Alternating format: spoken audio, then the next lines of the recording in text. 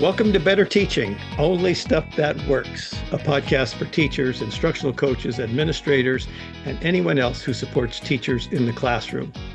This show is a proud member of the BE Podcast Network, shows that help you go beyond education. Find all our shows at bepodcastnetwork.com.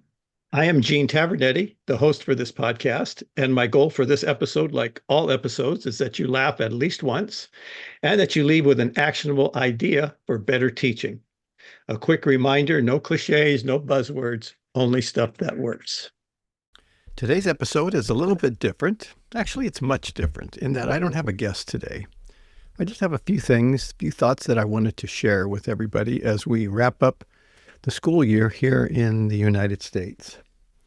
And one of the things that I've learned after I've done this work, working with schools as an outside consultant since 2003, is that I don't know exactly what works in schools.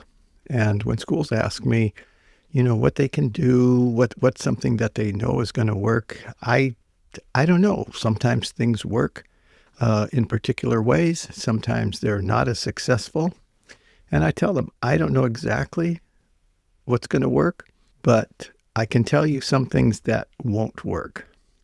And I never volunteer those things, but if I catch wind of something that they're planning to do, and I just want to tell them, I have a lot of experience with this, and I can tell you that is not going to turn out the way that you think it's going to turn out. How do I know that? Is it because I'm so smart? No. I'll reiterate, it's because since 2003, I've been watching these initiatives come into schools and not be successful over and over and over again. And what I thought I'd do is to share a few of those things that I've seen schools do that have not been successful. And again, what to do instead. I think you'll have an opportunity to figure that out. I can give some things that I've seen in schools that did succeed. But again, I just don't want schools to move forward with things that do not work. And why is that important? It's important because we have teachers on our staffs who we label as resistant. And I don't know if that's fair. I guess if you took a moment in time and you said, these teachers are resistant to X, I think you got to go back and take a look at the history of some of the things that have occurred. Some of the things that have occurred over and over again, and I'm not saying anything particularly new here, but I just want to point it out one more time. And that is the whole idea of the initiative of the year. This year, we're going to be doing X. And how that X is many times rolled out to staff, many times it begins in the beginning of the year when teachers are welcomed back. And usually a teacher's contract will have several days that they will be working without students before school starts. And a normal configuration of, let's say, 3 days might be the day is devoted to district. And the district will talk about any policies, anything new, and introduce initiatives that they want the entire district to adopt during that year. And so it's normally, again, a big deal. The staff from the entire district is there, and they want to kick off that program. Then there's a day for the schools. And then the schools have an opportunity to do whatever they need to do to get the teachers ready. And when I say get the teachers ready, it's usually maybe some procedures or maybe some things that show up as memes, like all the trainings the mandatory trainings that need to happen every year, that the teachers roll their eyes at. And I don't blame them. I don't blame them one bit for many of the things that go on there. But of all the things that don't work, that I can tell you are not effective, and that is deciding whatever your initiative for the year is, we're going to start the year with a full day training before school starts, before the students are there. Now, why do I say that's a bad idea? I'm going to give you my perspective as an outside consultant. Let's say that a school has determined, or a district has determined, that they want to do something about instruction, more effective instruction. Maybe it's things from science of learning. Maybe they want to develop an explicit teaching. Maybe there are just things that they decided that they wanted to do. And let's assume, for the most part, that they're good things, that they would be effective things. How do they introduce it? They introduce it usually in the worst time possible. And what's the worst time possible? Before school starts, where teachers are excited about being back. They are anxious about getting in their classrooms to be ready for students for the first day. They are anxious about preparing their lesson plans for that first week. And so what do? We put them in a room all day and talk about what we're going to expect for the year and to give a training. Now, let me tell you some reasons why I think that's a bad idea. And I'm going to tell you this. I have given those trainings. I have led those trainings only after I have done everything I could to try to persuade the leadership in that school or that district not to do it. Do not have an all-day training just days before school is going to start. Well, the teachers, usually the argument from the school is, well, they're going to be there. They're all going to be there. And I tell them they're going to be there physically, but their mind is going to be someplace else. If this is so important, if this initiative is so important, why are we going to be providing it at one of the worst times when teachers are going to have the least attention? So that's one reason why I think it's a bad idea. Another reason why I think it's a bad idea is just how these things are proposed, how they are introduced. What I'm going to say next does not only apply just to beginning of year staff development, professional development, but at any time. And someone from the district or from the site will stand up and they'll introduce the new initiative, and then they'll say, "Oh, we're going to have the pleasure of being trained today in X," and then they'll say something to the effect of, "Now, I want you to remember this may not be something that you use all the time, but you're going to put it in your tool belt." And I just cringe. I'm thinking, wait a second. You're asking these teachers to give up prep time, to be prepared to be with students, to provide all this optional material for them, and not even have an expectation that they are going to be using it. But I'm going to tell you, I have some ideas what might be better, but I'm going to tell you that is not going to be effective. And it's not going to be effective for two reasons. Number one, you've already told them that it's optional. We're not even looking for you to use it. Second reason it's not effective is that there's very rarely, if ever, any follow-up on what's discussed on that day. And if it is followed up, it's not followed up systematically. It's some sort of randomized type of thing. And how else can you do it but some sort of randomized check-in with teachers, because you've told them they don't need to do it. So that whole day, that entire day that you have these teachers together, you decide this is the day when we have the least amount of attention, when teachers may be here physically, but mentally they're someplace else. This is when we're going to give them their first taste of this new, most important thing that we're doing all year. So if you have an opportunity, leaders, school leaders, district leaders, to provide that training at another time, I would do it. You're going to be much better off providing a 2-hour training or a 3-hour training that's focused at a time that is not when the teachers have their mind on something else. So that's the first thing. Boy, if I could convince schools and districts not to have a full day training before school starts, that would be one of the first things that I would do. Another thing that when we're talking about resistant teachers, again, I think so much of what their reason for resistance are reasonable and that we should listen to them. Now, this kind of piggybacks on the idea that we're going to give a training with no follow-up. That's optional. That's just put it in your toolbox. I was talking to a teacher the other day, and she said, when they say put it in your toolbox, that means we're never going to use it. So why are we spending that time? What needs to happen differently? Now, I had an opportunity lately to work in a district with some teachers, and there was a cross-section of teachers. And when I say a cross-section, we had teachers who were in their second year, and we had some very veteran staff. And what we were working on in this district was explicit instruction, evidence-based instruction, and then we followed it up with coaching. After it wasn't almost an entire year, nearly an entire year, we asked the group, when did you kind of make a shift in your thinking that what we're doing here was going to be a little bit different? And it was interesting.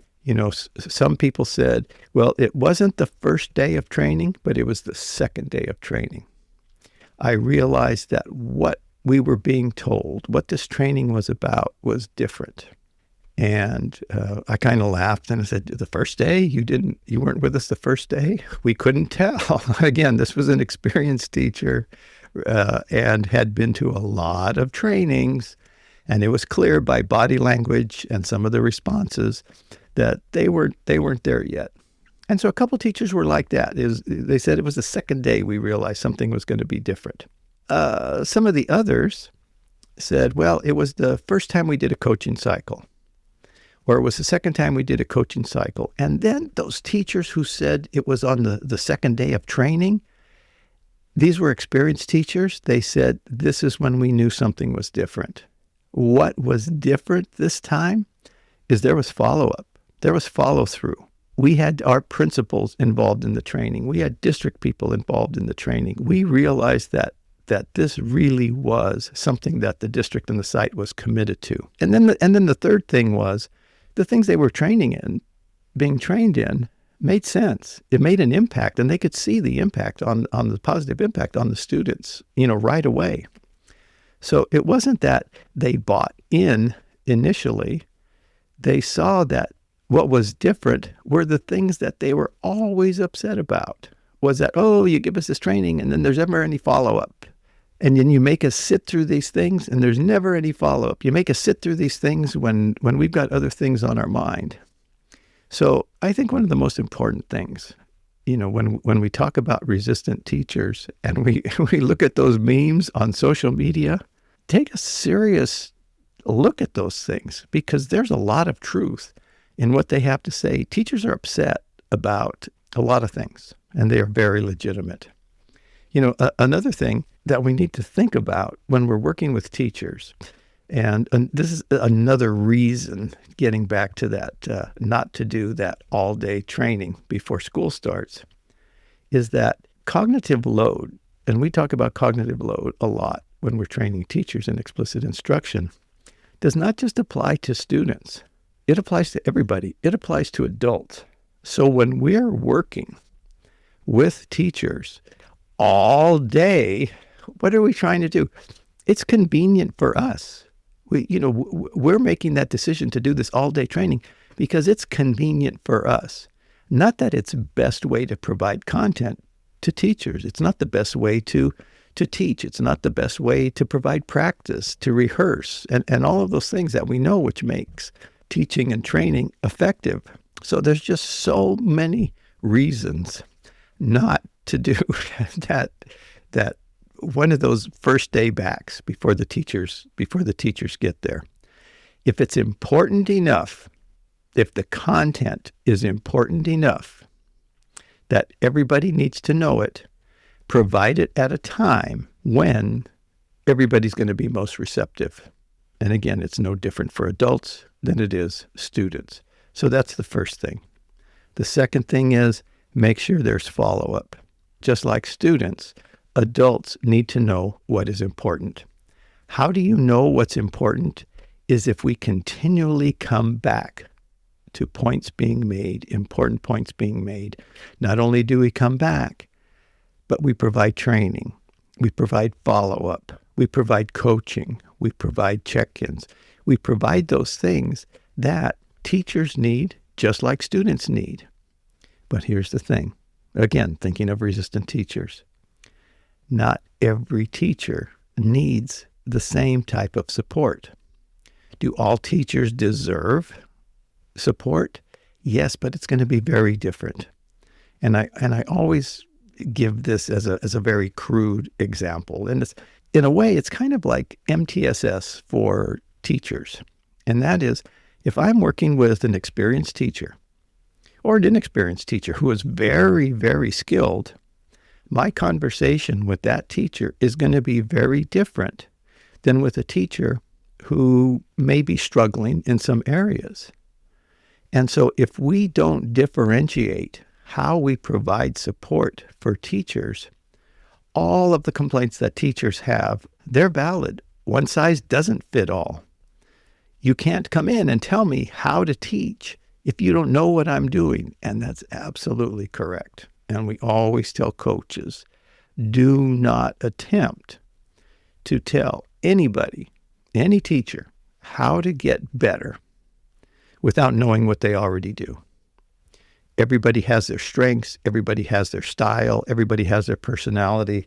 And before you start working with a teacher about how to get better and following up on a training, you had better know who that teacher is. Instead of like, who is this person, who is this teacher as a person? That's interesting to know. And maybe in the long run, it makes it your relationship, coaching relationship with that teacher better. But I don't think that's the type of relationship that teachers really care about from somebody who's supporting them. They want somebody who's going to respect them. They want somebody who's going to respect their time. They want to know somebody who's going to respect what they know already. And they want you to be competent. When you help them and they're spending a half hour or an hour of their time, you'd better be able to help them.